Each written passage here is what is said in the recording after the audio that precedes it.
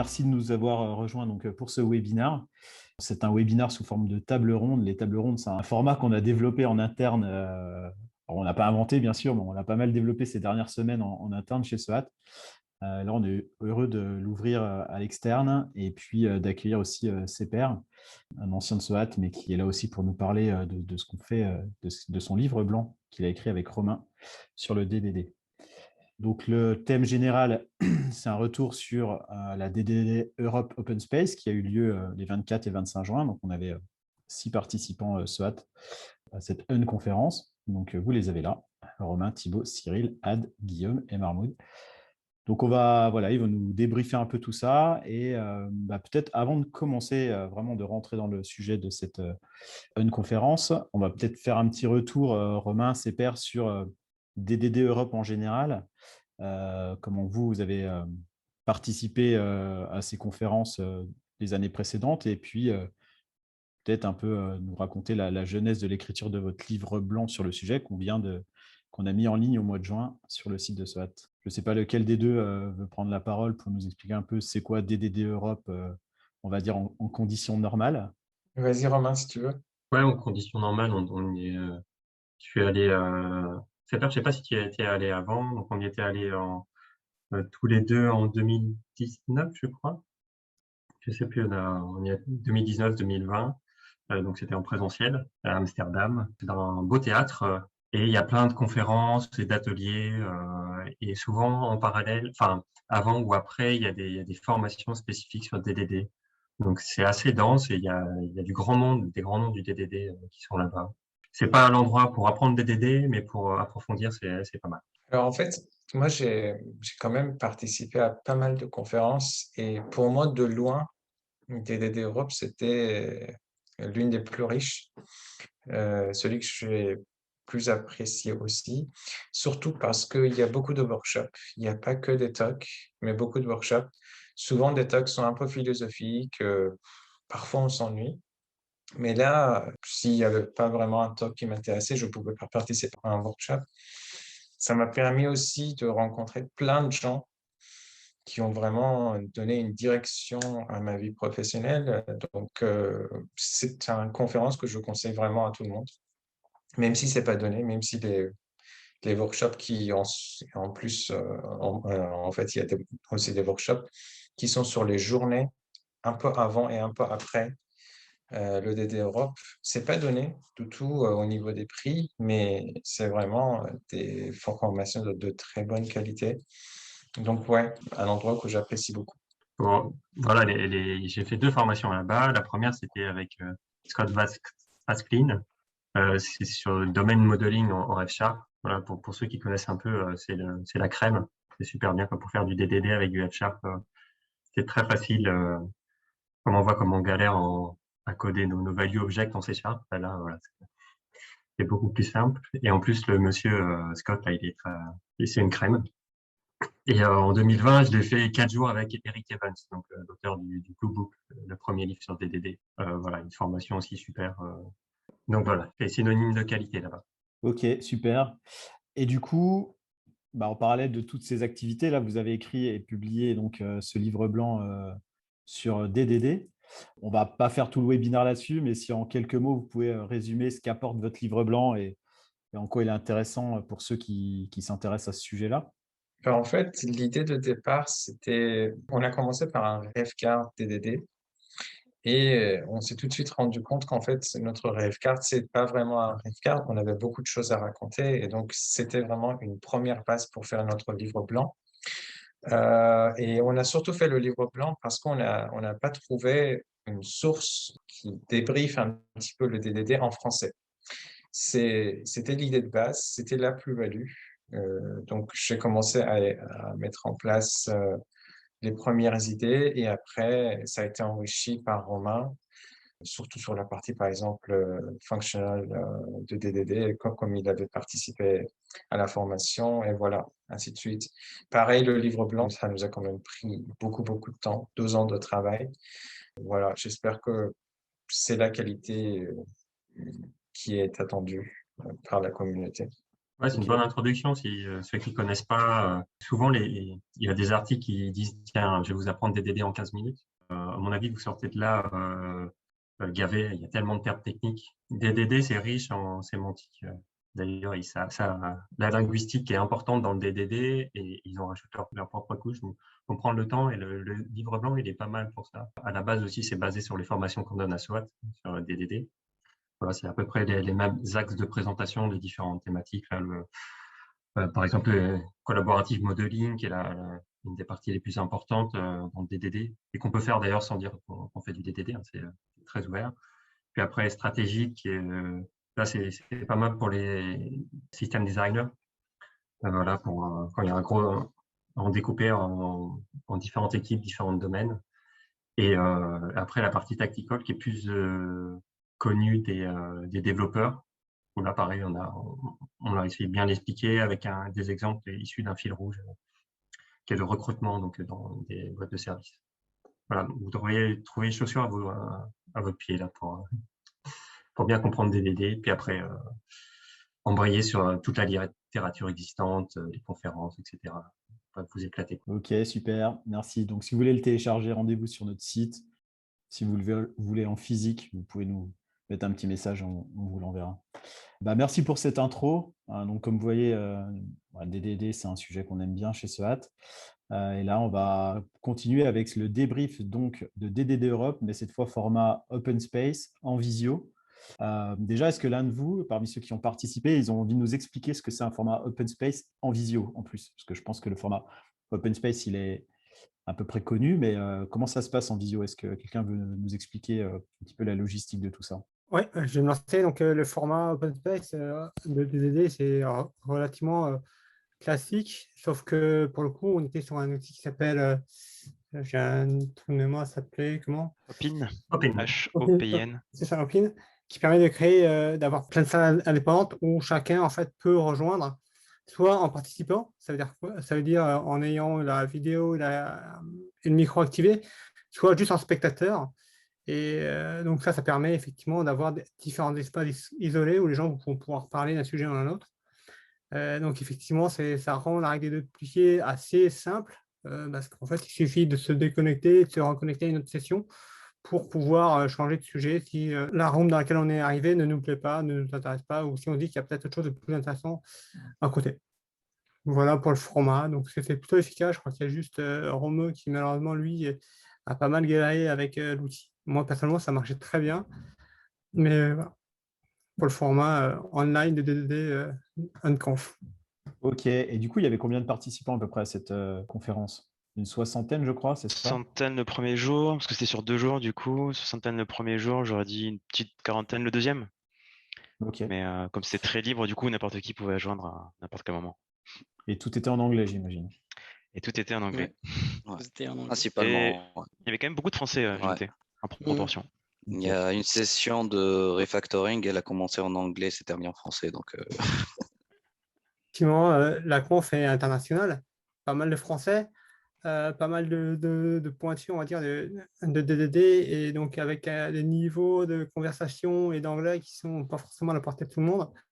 Pour moi, il y a des moments où c'était compliqué à suivre, je pense, surtout sur un niveau de philosophique. C'est pas disait tout à l'heure que parfois les talks sont assez philosophiques. Ben alors, trouver des gens qui sont aussi speakers habituellement à DD Europe. Et donc, ça pouvait être à la fois hyper intéressant, mais parfois, il fallait s'accrocher ou j'ai décroché, pour être honnête. Voilà. Après, je vais ajouter un truc sur le format. Il y avait quand même des talks de la communauté DDD Europe dans les ouvertures des journées. Du coup, il y avait 15 minutes de talk voilà, avec des slides qui étaient un peu plus organisés que les autres talks et aux discussions. Après, à côté des rooms, il y avait un board et il y avait tout le monde en fait qui faisait des propositions, il mettait des post-it. Comme ça, tout le monde il propose un sujet.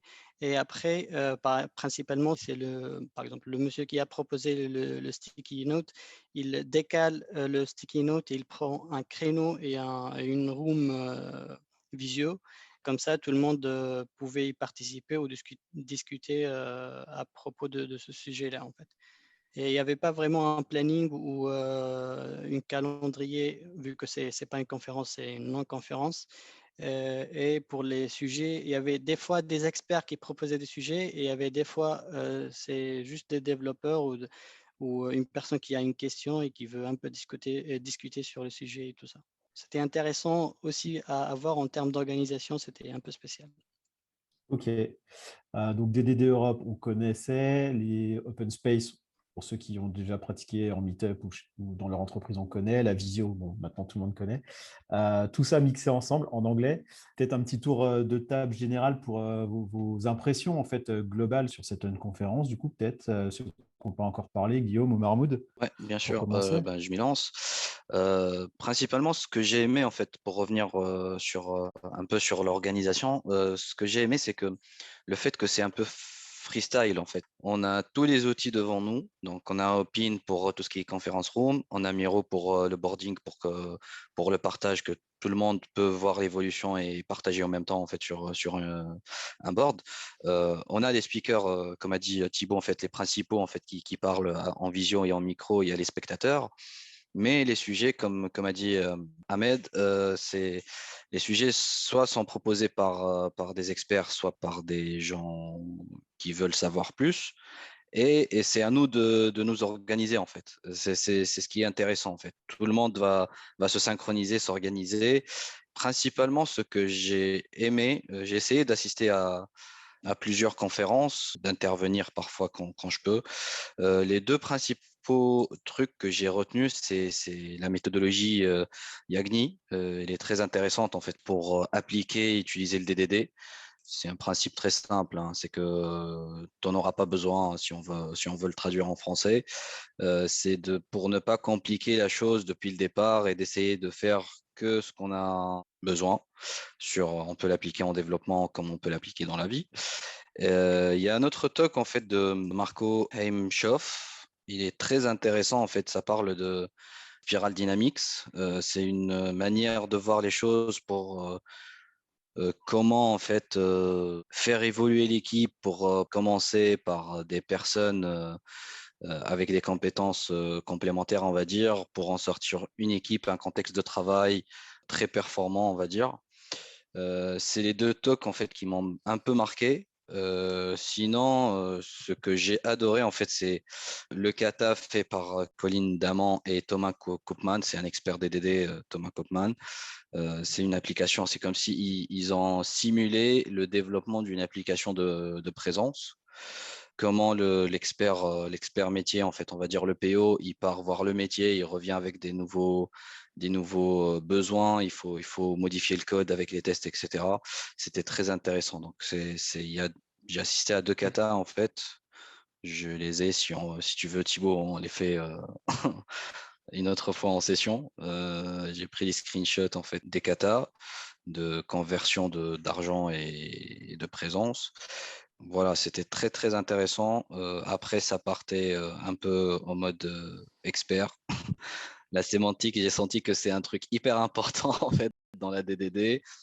Je me suis senti parfois dans un cours de français. Donc, ça parlait de synonymes, ça parlait de trucs hyper, hyper poussés littérairement. Voilà, donc principalement, c'est ça. Mais c'était très, très intéressant d'assister à tout ça. Du coup, je vais prendre le relais. Ouais, vas-y, Guillaume. Merci, Mahmoud. Effectivement, ouais, ce qui était intéressant, c'était vraiment la manière dont c'était organisé. Moi, clairement, c'était la première fois que je voyais ce genre de choses, avec les boards Miro qui sont du coup les espaces justement partagés pour chaque conférence. Mais du coup, la problématique principale que j'ai relevée dans ce genre on va dire, conférence, c'est le côté non préparé, en fait, justement, ou complètement ouvert. Et du coup, c'est vrai que personnellement, le DDD, j'ai lu de la littérature, ce genre de choses, mais je l'applique clairement pas au quotidien. C'est pas un truc où je vais me retrouver à faire ce genre de design sur ma mission actuelle parce que soit ça s'y prête pas, soit parce que c'est pas dans le contexte, on va dire, dans la culture. Et donc, ça m'aurait intéressé, effectivement, c'est pour ça que je suis venu, c'est d'avoir un peu plus d'expérience, des retours d'expérience ou des cas concrets, vraiment de rentrer dans le vif du sujet, proche du code, parce que c'est quand même ce que je fais aujourd'hui, je reste proche du code. Mais du coup, comme vous le disiez, ça partait vraiment des fois dans des trucs complètement métaphysiques, philosophiques, qui me paraissaient complètement abstraits, en tout cas au niveau où j'en suis aujourd'hui sur le DDD. Et donc, du coup, le fait que ça soit moins préparé ou vraiment en mode très freestyle fait que, à la fin, on n'en retient que des discussions, à moins d'avoir fait des screenshots de 2-3 trucs, parce que certaines personnes faisaient des commentaires en live, parce que c'est ce que permet de faire le board, donc c'est intéressant. Mais au final, on n'a pas, comme on pourrait avoir dans d'autres conférences, un support avec des choses qui, tiens, un jour, je me rappelle de cette conférence-là, je vais aller revoir le board, ça va me revenir en tête, ce genre de choses. Là, à la fin, je sors de là, il n'y a pas de vidéo qui a été prise, alors il aurait peut-être fallu faire des captures, ce genre de choses, mais voilà, il y a rien de physique, quoi. Moi, je sais que dans 3 semaines, si j'en ai pas reparlé, j'aurais tout oublié. Donc, c'est un peu dommage. Après, c'est vrai qu'il y avait quelques sessions qui étaient intéressantes sur la partie, on va dire, vraiment technique, parce que les katas d'implémentation, ça nous permet de voir concrètement comment l'utiliser un peu dans tous les jours. Il y avait aussi une session sur le pattern decider, pattern qu'une personne nous a présenté. Mais là, c'est pareil, c'est le côté, j'ai eu des urgences sur ma mission, donc du coup, j'ai dû quitter en cours de route. Quand je reviens, j'ai complètement perdu le fil parce que du coup, il n'y a pas cette histoire de support ou de choses. Et bon, à la fin, ils sont vraiment partis très très loin sur. C'était de la programmation fonctionnelle, chose que je ne maîtrise pas. Et à un moment, bref, complètement lâché, quoi. Donc voilà, c'était principalement ça que je retenais. Je trouve dommage, voilà, ce manque effectivement peut-être de préparation sur certains talks. Je trouve le concept intéressant pour certains types de personnes, mais je pense que ça aurait pu avoir quelques sessions un peu plus préparées, comme il y avait le matin, en fait, durant les 15 minutes où justement on savait que c'était des speakers, ils avaient leur sujet, ils le maîtrisaient, ils le présentaient. Je pense que ça aurait pu être intéressant de mixer un petit peu les deux. Voilà. Après, comme je le dis, je suis pas expert, c'est pas quelque chose que je fais au quotidien, donc du coup, j'étais peut-être pas le candidat idéal participant idéal pour ce genre de choses. Ok, merci. J'ai envie de passer la parole à Cyril, puisqu'on ne l'a pas encore entendu. Donc, les gars, les autres, vous reparlerez dans 10 minutes. On va laisser Cyril. Tout de suite. Non, mais je vais pas trop me répéter parce que Mahmoud et Guillaume ont plutôt bien résumé l'aspect un peu stratosphérique. On se retrouve des fois dans des sessions où on comprend pas la moitié. Donc je pense que l'anglais y est pour pas mal, mais je pense que c'est vraiment le sujet qui est pour beaucoup.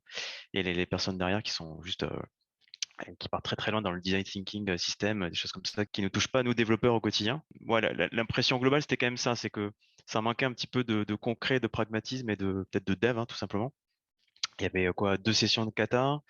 Et grosso modo, après, il y avait des petites problématiques un peu bornées et quelques sessions, par contre, qui parlaient effectivement de Yagni et d'autres concepts comme ça qui étaient vachement intéressantes pour le coup. Parce que ça dérivait très vite sur, comment j'applique du Yagni quand je fais du DDD. Quelles sont les heuristiques que je peux appliquer pour éviter justement de partir dans tous les sens. Après, ça s'est recentré plus sur le Yagni lui-même. Sur dès qu'un développeur ou quelqu'un commence à dire ah oui mais si il se passe ça ou peut-être que plus tard dans le futur, enfin des petits mots clés comme ça qui peuvent être un peu les précurseurs d'un Yagni en puissance. Donc ouais, c'était plutôt intéressant pour avoir des petites métriques, des petits tips là-dessus, ou des discussions un peu plus philosophiques. Mais ouais, au global, je pense que ce qui manquait, c'était peut-être de recentrer un peu plus sur le DDD, plus sur la partie tactique. Euh, Ceci dit, moi j'y connais pas, enfin sur la partie stratégie, j'y connais pas grand-chose. J'ai appris quand même 2-3 trucs. Il y avait par exemple le Business Capabilities Modeling. Donc c'est un moyen d'apprendre comment modéliser en gros le métier d'une entreprise, parce qu'une entreprise c'est faire et fait au quotidien, ce qui apporte de la valeur. Et en fait, ça va s'organiser avec différents niveaux. Donc on a un premier niveau, et puis à chaque fois on décompose avec des sous-niveaux, de sous-niveaux. Et ça permet de cadrer plus ou moins le business et d'aider aussi au découpage du domaine. Donc c'est des outils qui peuvent servir typiquement pour initier la compréhension du métier, quoi. Il y avait aussi du worldly mapping, ça c'est un peu plus connu, mais j'avais jamais trop mis en pratique. Bon, j'ai assez vite switché sur cette session, mais voilà, c'était pas mal d'avoir une petite intro sur ces outils-là qui sortent un petit peu du développement, mais qui sont quand même des outils qui vont nous aider en plus de l'event storming, du context mapping, etc., qui sont des outils aussi très connus pour nous aider dans le DDD, quoi. Ouais, il y avait aussi des discussions qui étaient un petit peu sympas, qui sortaient un petit peu de ce contexte-là. Moi, j'ai retenu une anecdote, c'était de Mathias Verres, qui disait en fait qu'à un moment dans ses équipes, il mettait le DSM, donc le Daily Scrum Meeting, à 10 heures du matin, quelque chose comme ça, et il se rendait compte que souvent les développeurs, toute l'équipe venaient à 10 heures. Pourquoi? Parce qu'ils savaient que s'ils arrivaient à 9 heures, en gros, ils allaient être interrompus à 10 heures dans leur travail. Et ils disaient, bah, autant arriver à 10 heures, voire un petit peu en retard, hein, peu importe. Et en fait, à un moment, ils ont tout simplement déplacé le DSM pour le mettre à midi. Et là, il s'est rendu compte que finalement, les gens venaient extrêmement plus tôt. Donc la plupart des gens venaient à 8 heures pour bien profiter de la matinée. Et du coup, bah, en fait, le DSM à midi, comme ça coupait plus dans son élan, comme ça coupait plus le travail, bah, ça faisait que les gens venaient plus tôt et entre guillemets, ils travaillaient plus. En tout cas, n'étaient plus en retard le matin, n'arrivaient plus de retard. Donc ça, c'est un petit effet de bord comme ça qui paraît logique une fois qu'on l'a vu, mais qu'on peut pas forcément anticiper. Il y avait aussi ce genre de discussion voilà, qui sortait un petit peu des sentiers battus. Ça surfait entre de l'agilité, du DDD, du métier, des choses comme ça. Effectivement, lors de cette conversation, il y avait pas mal d'espace où on parlait de créativité. On se posait la question, en fait, comment en fait, on va découvrir notre domaine, comment on peut avoir de nouvelles façons de faire, etc.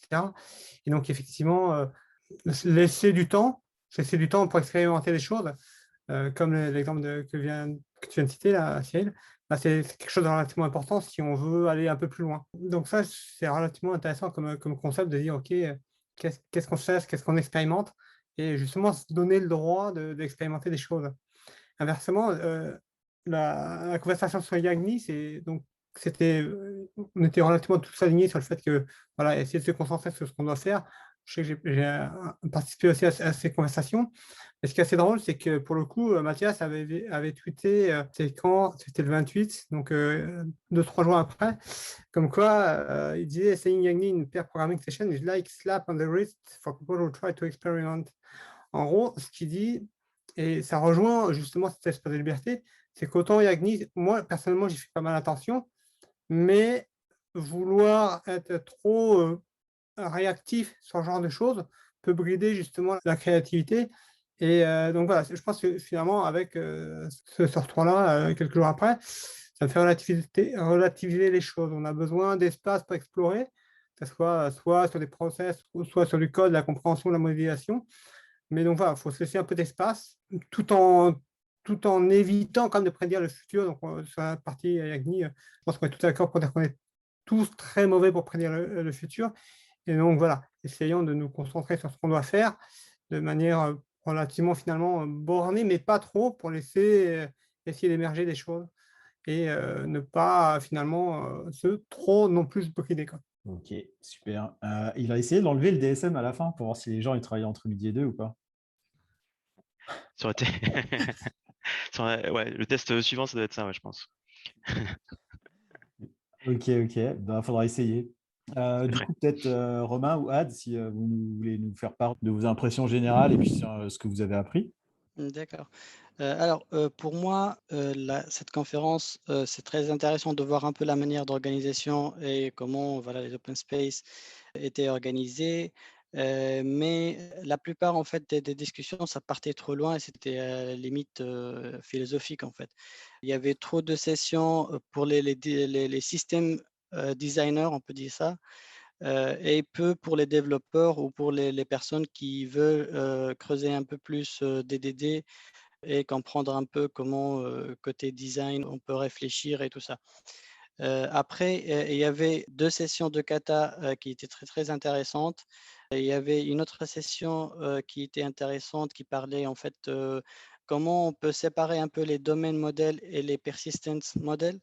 Et est-ce que c'est intéressant en fait de le faire et ça apporte quoi à l'application ou à la manière de construire un peu les couches dans l'application? Voilà, à part ça, en fait, le point peut-être négatif que j'ai vu, c'est en fait lorsque on entre dans une discussion où voilà, tu vois un post-it sur un créneau dans le board, tu n'as pas une idée à l'avance qu'est-ce que le speaker va parler ou la discussion va porter sur quoi en fait. Des fois, les titres n'étaient pas très très clairs, il n'y avait pas de détails ou d'explications et tu te trouves à perdre, je ne sais pas, 10 minutes, 15 minutes sur ce créneau-là. Après, par exemple, la discussion part trop trop loin et Et si tu veux rejoindre une autre discussion, bah, il n'y a pas de support, comme Guillaume l'a dit, tu te perds facilement en fait. À part ça, en fait, il y avait un minimum de détails au début où le monsieur qui a mis le post-it a mis un autre post-it pour expliquer un peu qu'est-ce qu'il va parler, de quoi il va parler. Là, on se retrouve un peu mieux et c'était un peu plus clair pour moi. Ok, donc c'est comme une table ronde, quoi. Il n'y a pas de notes, il n'y a pas de slide. Voilà, Puis à la fin de la journée, on a c'est tout oublié ce qu'on s'est freestyle raconté, quoi. et voilà. Ok. Et toi, Romain, du coup? Oui, ben, je rejoins un peu tout le monde. Et c'est vrai que là, en fait, les gens connus, là, je l'ai mis dans la discussion, c'est des gens qui se connaissent depuis longtemps, qui parlent de DDD, et donc ils se retrouvent là et ben, ils parlent comme s'ils étaient dans un bar autour d'une bière. Ils se connaissent bien et parfois, c'est vrai qu'en extérieur, c'est difficile de rentrer dans leur discussion parce que eux, ça fait 10 ans qu'ils parlent de DDD et ils ont agrégé plein de choses extérieures. Et ben, ouais, c'est chaud, ouais. Et même donc un format d'une conférence qui est connu, là, c'est les Socrates. Donc en physique, j'avais déjà expérimenté le fait que c'est très intense. On enchaîne les sessions et il n'y a pas de pause, c'est-à-dire c'est à chacun de se faire ses propres pauses. Et en version online, c'est encore plus dur. On a envie de tout faire, de grappiller à droite à gauche. Et soit on fait tout, on prend pas de pause et on est cramé très très vite, ou soit bah, on s'autorise à prendre des pauses, etc. Mais on revient, on loupe le début. Ça m'est déjà arrivé plein de fois de louper les débuts et de ne pas pouvoir accrocher. C'est un peu dur. Et sur les sessions elles-mêmes, c'est vrai que les sessions, j'ai participé à 2 sessions de kata et c'était vraiment super. Moi qui, en fait, souvent, quand on me dit viens faire un kata et je ne sais pas sur quoi, ça ne m'attire pas forcément. J'aime bien savoir de quoi ça va parler. Et là, le premier kata, c'est de Mathias Verraes.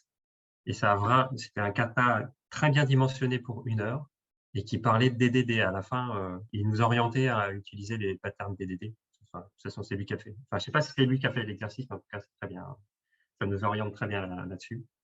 Et après, il y avait 2 tracks en parallèle. Dans la première track, il y avait des experts DDD. Le niveau était très, très élevé tout de suite en disant, tiens, on va faire des monoïdes et on va puis un composite là, etc. Donc, moi, j'ai assisté à l'autre track où là, c'était plus cool, je pense. On est arrivé plus doucement, mais du coup, la vitesse me convenait. Je pense qu'on venait mieux. Donc, les patterns tactiques DDD. Ça, c'était cool.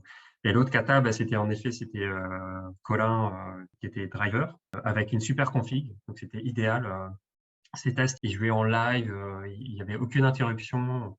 Et lui, il codait assez vite et assez bien en Java, même si c'était du Java.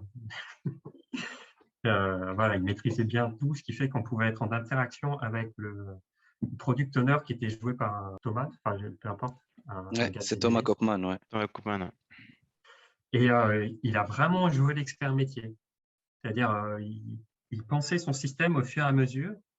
Et au bout d'une demi-heure, on se rendait compte qu'il fallait presque tout péter, enfin, changer notre conception pour s'aligner avec ce qu'on avait découvert du domaine avec lui. Donc, voilà, ça, c'était vraiment des katas de DDD super intéressants. C'est dommage qu'ils n'étaient pas enregistrés parce que je pense que beaucoup de monde aurait apprécié les revoir. Je ne sais pas si on peut partager les liens vers le Miro, éventuellement. Je pense, oui. En plus, sur les curseurs maintenant. Ouais, j'ai le lien là, sur le premier kata de Mathias, typiquement.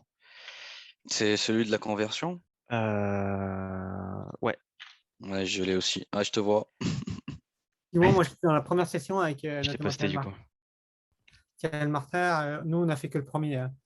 C'était censé, oui. il y avait, je crois, 3 exercices. Et c'était censé être un warm-up pour DDD Europe. Nous, je crois qu'on a passé 1 heure sur le début, sur le premier.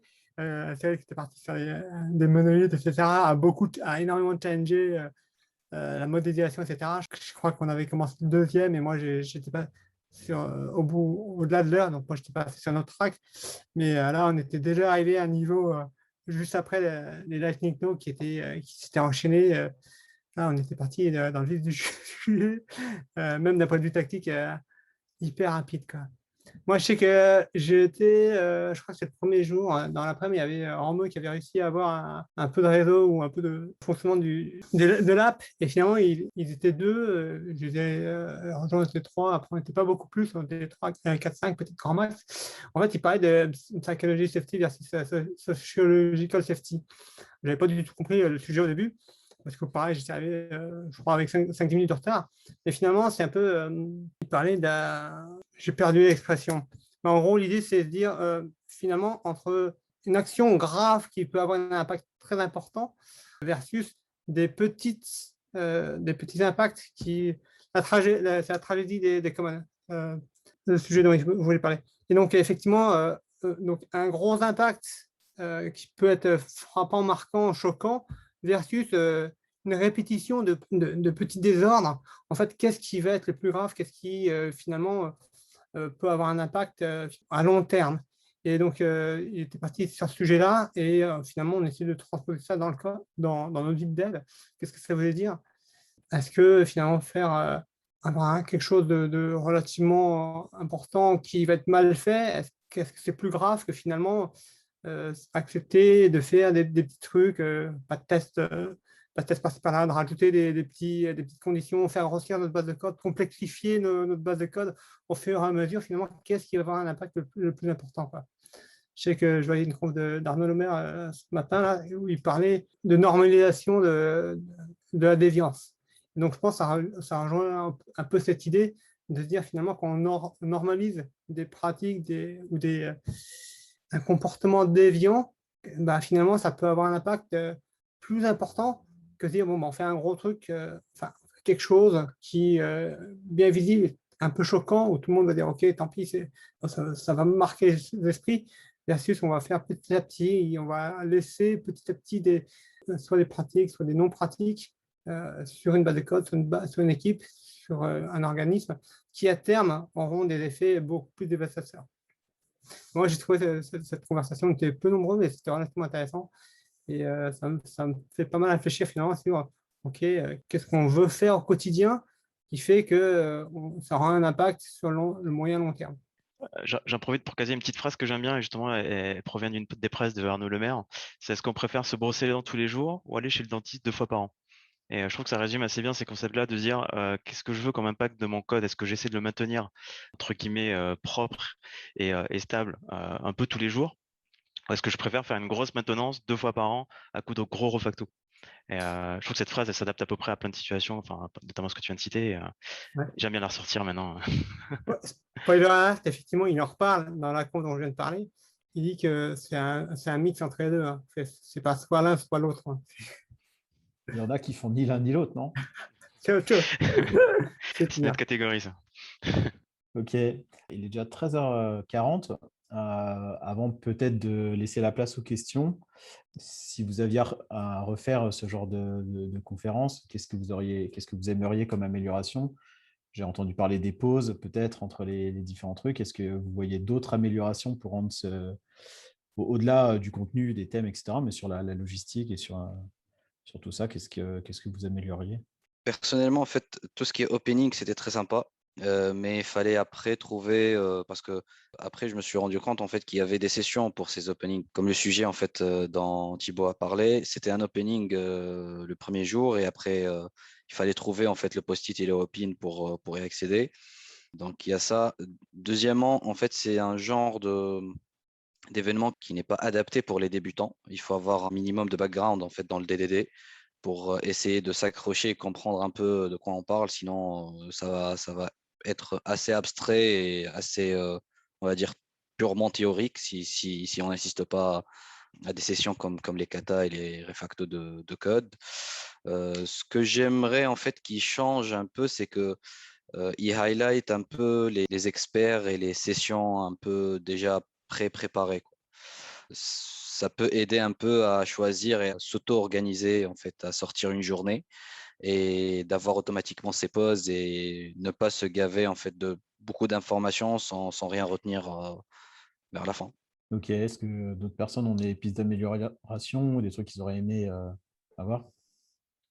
Moi, je pensais juste effectivement en rapport avec ce que tu disais, Mahmoud, c'était de se dire peut-être ouvrir les boards une journée avant ou ce genre de choses pour permettre aux gens de commencer à proposer en avance de phase parce qu'on s'est tous retrouvés le jour même en disant bon bah cool, je vais sur le board, qu'est-ce qu'il y a à voir? Et bah en fait, le temps que ça se construise, ça prend un petit moment quoi.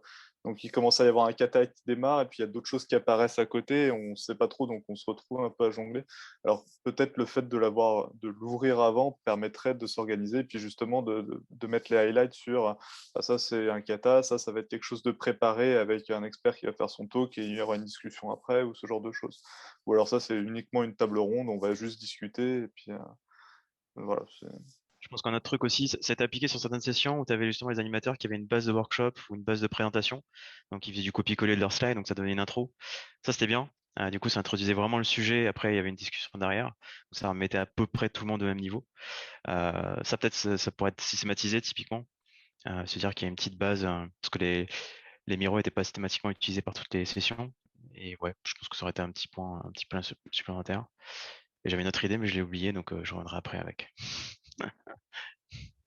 Ok, bon, en attendant que Cyril retrouve son idée, est-ce qu'il y a quelqu'un d'autre qui avait une piste d'amélioration? En fait, je voulais faire une remarque sur le fait qu'en fait, les boards en général sont ouverts avant. Donc, si quelqu'un a une idée, en fait, il pourra le mettre s'il a envie en avance. Ça, c'est une chose. Autre chose, c'est deux règles dont on n'a pas parlé dans les conférences. Pour moi, c'est très important. La première, c'est la règle des 2 pieds. Ça veut dire que voilà, tu es un petit peu une abeille, tu peux passer d'un endroit à un autre. Si tu sens que dans la session, tu n'es pas importante, que ça ne t'apporte rien, tu peux changer.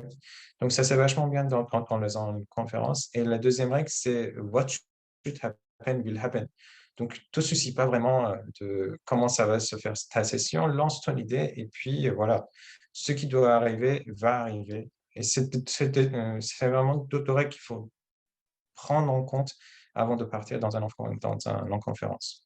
Ouais, j'ajouterais à ça qu'effectivement, des fois, tu as des sessions qui sont faites un peu au dernier moment. Enfin, il y en a une typiquement qui était à 18h qui parlait un petit peu du statut de développeur. Alors, l'objectif, c'était de parler de l'Europe.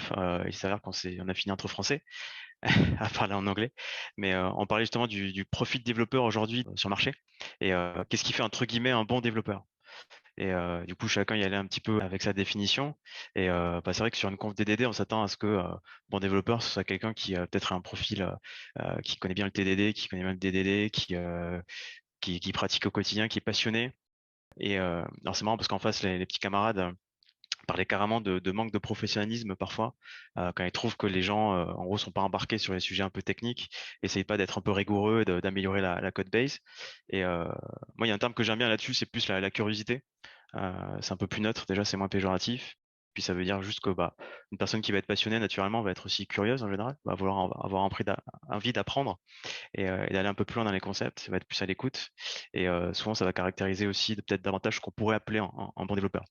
Mais je pense que c'est hyper subjectif, donc il n'y a pas de définition, je pense, neutre. Mais en tout cas, le débat, voilà, typiquement, c'était une conf qui se fait un petit peu en mode impro. J'ai rejoint le truc alors qu'ils allaient un petit peu laisser tomber. Ils étaient déjà 2 sur le truc, sur la session. On a fini à 3 à discuter pendant 1 heure sur le sujet. C'était quand même cool, quoi. Donc là, typiquement, il n'y a pas de préparation, il n'y a rien on sort un petit peu du code, mais c'était cool. Ouais. Ok, et tu n'as toujours pas retrouvé ta deuxième idée, quoi. Non, mais c'était pas terrible, je crois. Ok. C'est sûrement pour ça. Je ne sais pas si quelqu'un voulait rajouter un truc, sinon on peut prendre les questions ou les retours, si parmi les gens qui sont là à nous écouter, il y en a qui ont participé.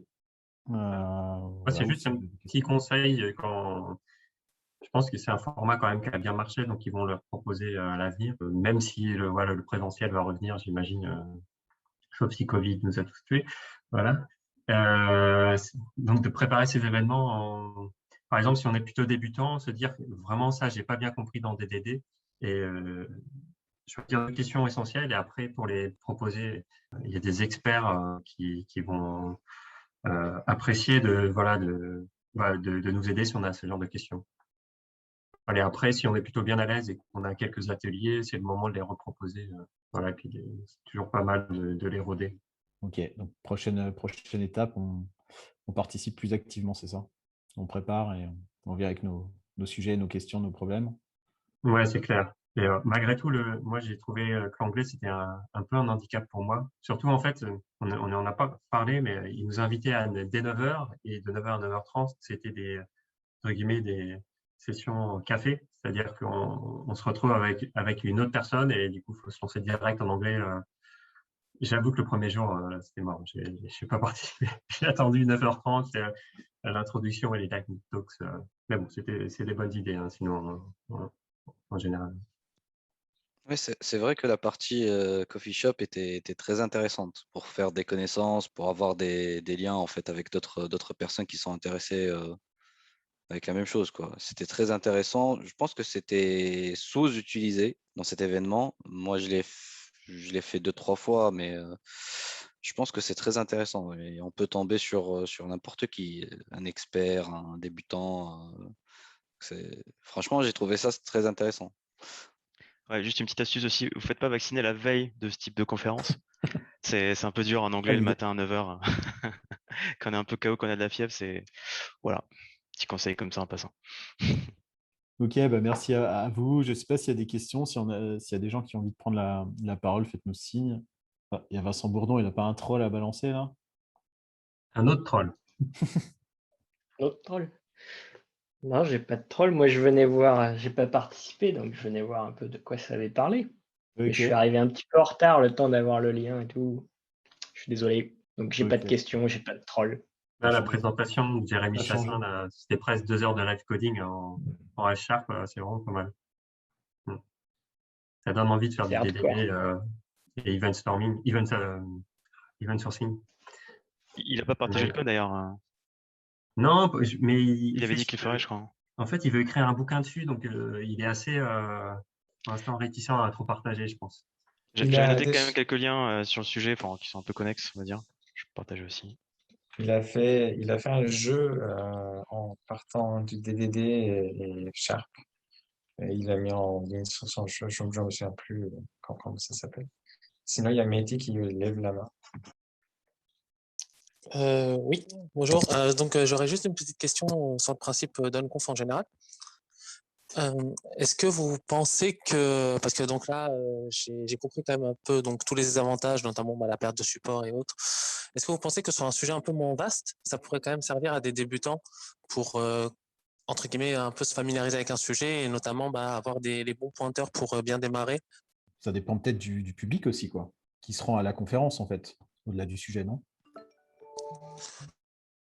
Je vais essayer de reformuler, alors désolé. En fait, parce que donc le DDD est quand même un sujet assez vaste, et donc où il faut notamment avoir pas mal de connaissances déjà initiales, entre guillemets, pour pouvoir, je pense, échanger avec des gens aussi experts que ceux qui étaient présents lors de ces Unconf. Et donc, en fait, voilà, je me demandais sur des autres sujets donc, qui sont potentiellement donc, moins complexes, donc, moins vastes, où on a peut-être besoin d'avoir moins de niveau initial, on va dire, sur le sujet. Est-ce que vous pensez que les désavantages qui ont été exprimés pourraient quand même être donc, compensés et permettre à ces débutants-là de pouvoir se lancer un peu plus dans le sujet et d'avoir assez de pointeurs à l'origine? Pour le coup, le mode en conférence, c'est un mode où aussi les personnes qui n'ont pas de connaissances peuvent proposer de parler d'un sujet. Ils peuvent dire, voilà, ce truc-là, je ne connais pas, ou j'en ai entendu parler, ou j'ai essayé, mais je n'ai pas vraiment réussi. Et d'autres personnes peuvent venir justement en répondre à ça. Et tout à l'heure, je ne sais plus qui disait ça. En fait, la séance où on n'a pas le vendredi où on parlait de Biagni, et la séance où à laquelle j'ai pas assisté, où j'ai juste assisté au début, où on était discuté l'intérêt de séparer les modèles du domaine des modèles de persistance, était justement posté et proposé par des personnes qui, elles, justement, n'étaient pas du tout des expertes, qui avaient envie d'avoir des avis de personnes, des règles de personnes qui, justement, elles, avaient plus pratiqué pour mieux comprendre pourquoi il y a parfois ces dogmes.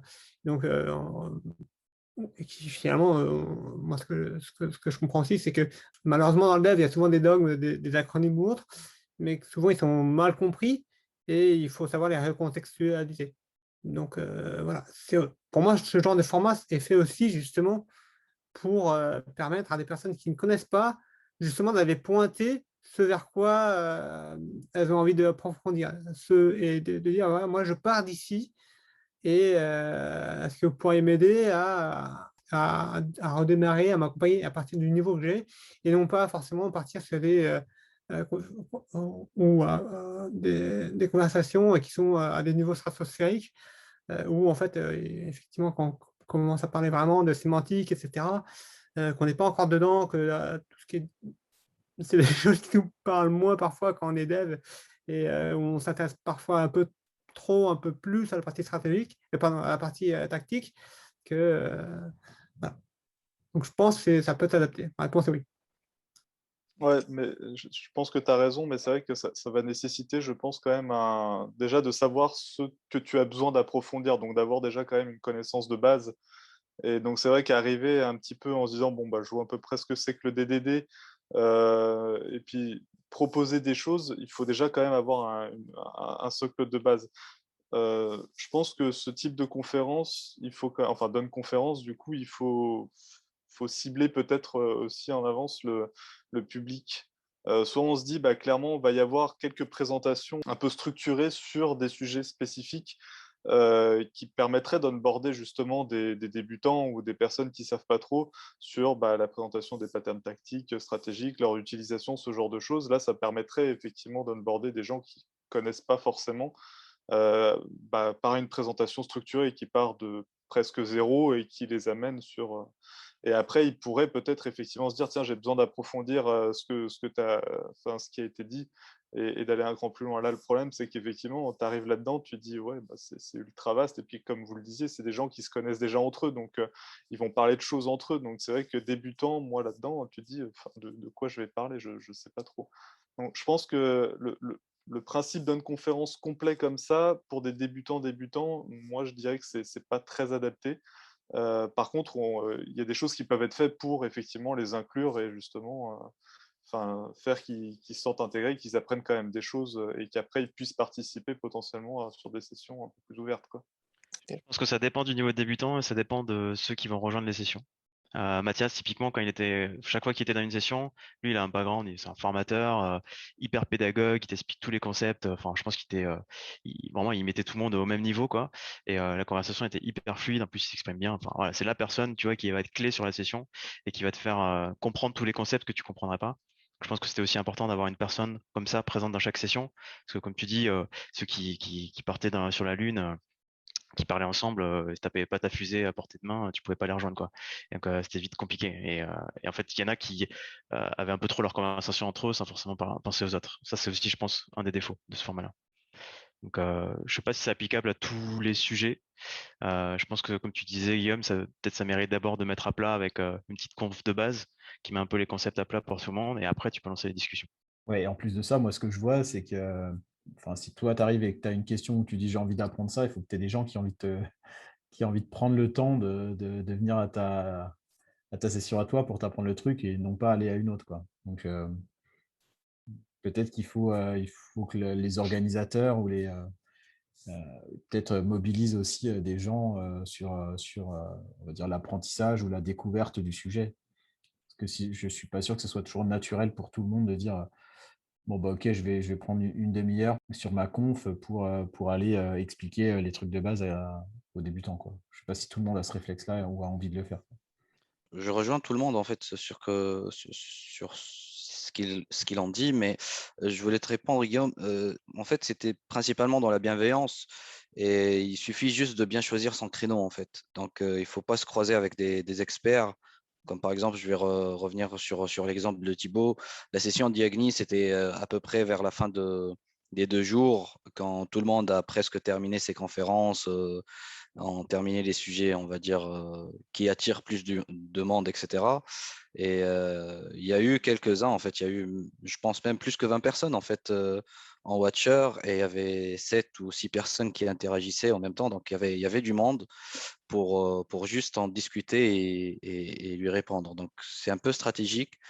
Il faut un peu de préparation dans tous les cas pour répondre à Mehdi. À mon avis, hein, tu ne peux pas partir là-bas pour connaître le DDD, en fait. C'est aussi simple que ça. Il faut se préparer un petit peu, faire sa propre recherche, etc. Essayer de mettre le premier pas, on va dire, en auto-formation ou en formation en lisant des livres. Voilà. Après, quand tu as le premier ou deuxième obstacle, en fait, que tu ne peux pas ouvrir ou dépasser tout seul, là, tu peux le poser et il y aura des gens qui vont y répondre, quoi. Ok, bah, merci pour vos réponses, Mehdi. J'espère Ouais. qu'on a Merci répondu. beaucoup à tous. Ouais. Super. Merci.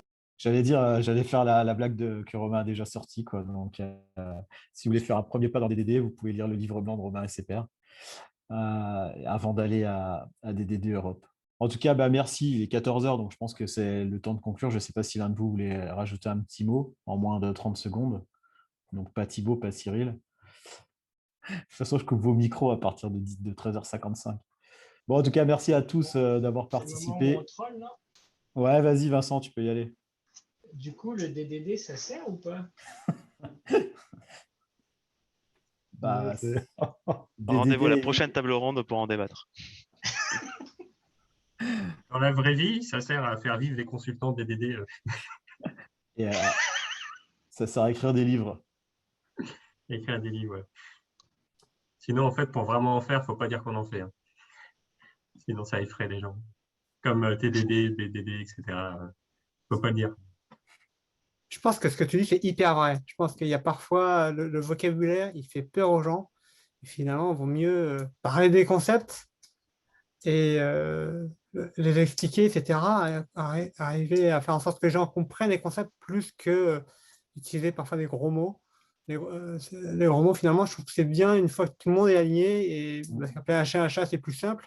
Mais tant que la personne ne sait pas qu'un chat ressemble à ça, ne pas forcément utiliser des termes qui font peur. D'ailleurs, ce qu'on a fait sur un kata, et c'est ce qui était cool, c'est qu'on parlait pas de DDD, mais on faisait du DDD. Ça, je trouve ça intéressant aussi. Mais ouais, je suis d'accord. Juste la dernière remarque, j'ai entendu que Thomas Kopman, il avait dit en fait que le kata qu'il avait fait, il va essayer d'en sortir une version plus organisée. Je ne sais pas, on peut suivre ça, mais voilà, je le dis pour que si quelqu'un le retrouve. Ok, si on le retrouve, on diffusera l'info. Ouais, on partage. Je ne sais pas s'il y a quelqu'un d'autre a un petit truc à rajouter, mais comme c'est 14h, on va se quitter. Je vais couper le micro de Vincent, comme ça, il ne balancera pas un truc. En tout cas, merci à tous ceux qui ont participé, tous ceux qui ont suivi. Et puis, je pense qu'on se retrouvera à la rentrée pour les prochaines tables rondes. Non? On va passer l'été tranquille. Allez, bonne journée à tous. Merci à tous. Bonne journée. Bye. Ciao. Ciao. Bye.